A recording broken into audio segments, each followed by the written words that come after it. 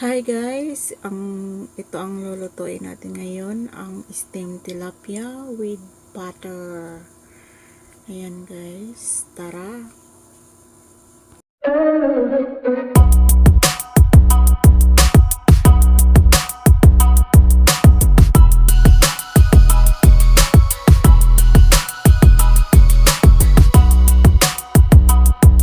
Tilapia, ayan, nalinis ko na ang tilapia.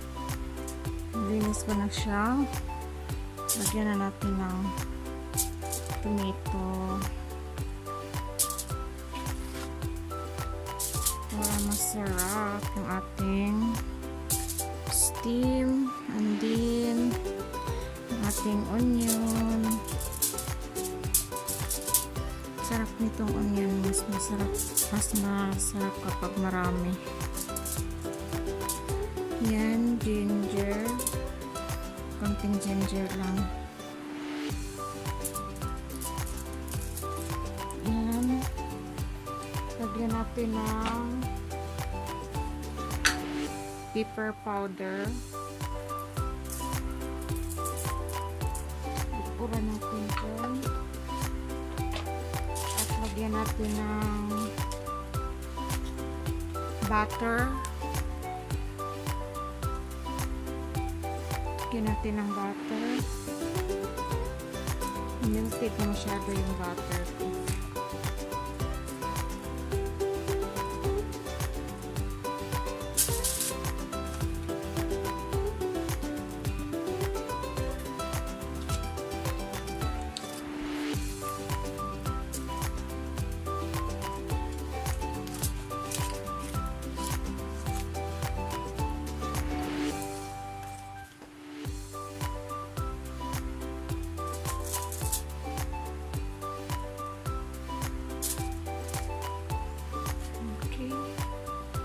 Lagyan na natin yung ating tilapia.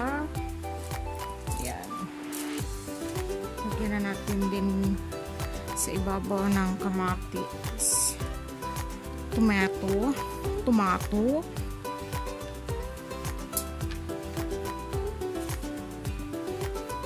And then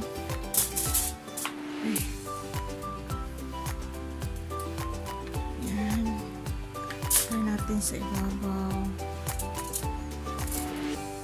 Sarap pag marami.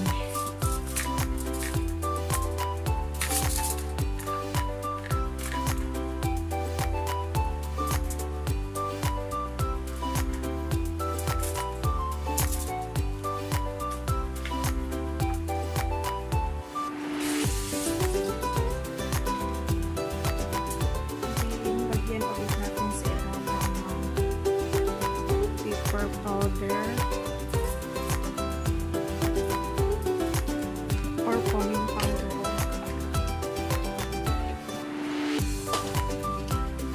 Then butter again sa ibabaw.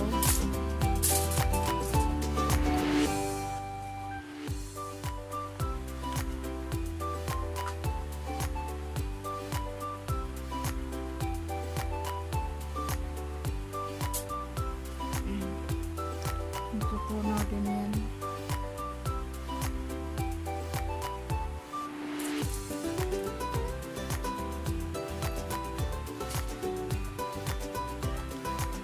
Tignan pa natin ang konti. Sarap kasi kapag maraming butter. Ayan.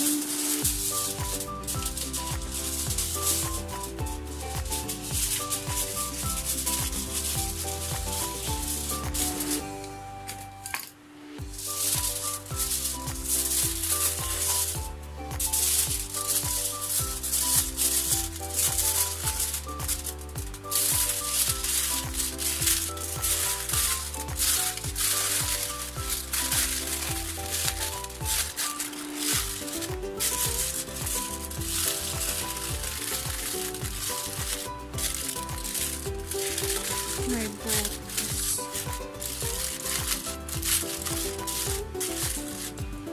Ilagay natin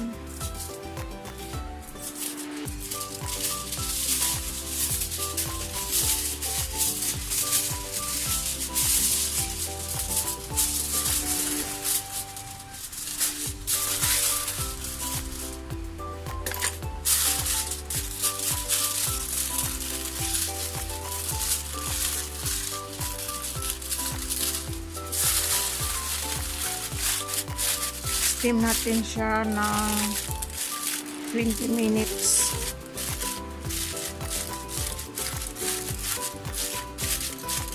Naka-ready na yung ating steamer, guys. Ayan. Ayan, guys. Naka-ready na yung ating steamer. Kumulo na siya. Ilagay na natin itong ating tilapia.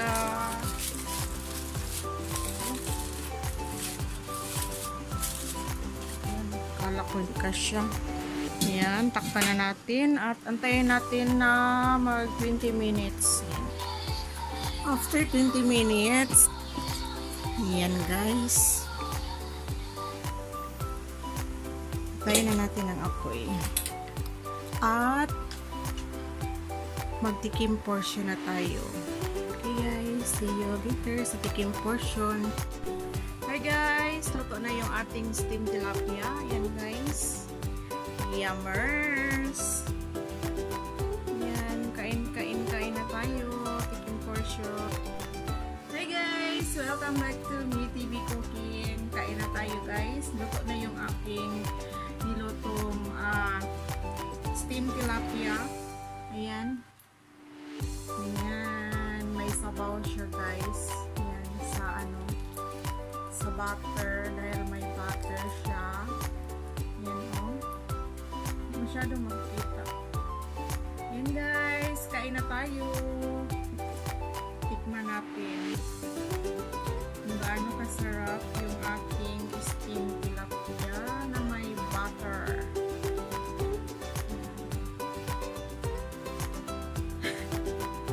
Mainit pa, guys.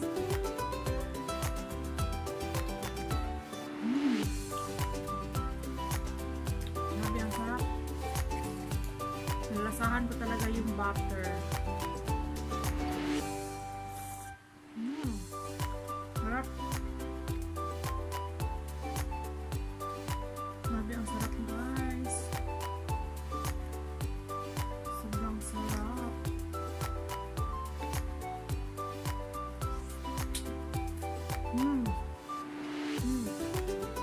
Sarap.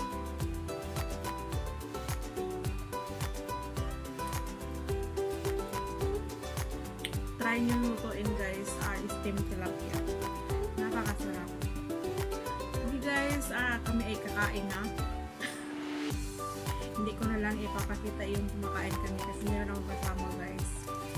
Ayaw niya magpakita. Kaya. Okay, guys, thank you for watching and don't forget to subscribe sa mga hindi pa nakasubscribe at i-like na din at yung ating bell button para ma-notify kayo if meron ako bagong video. See you next vlog. Bye-bye!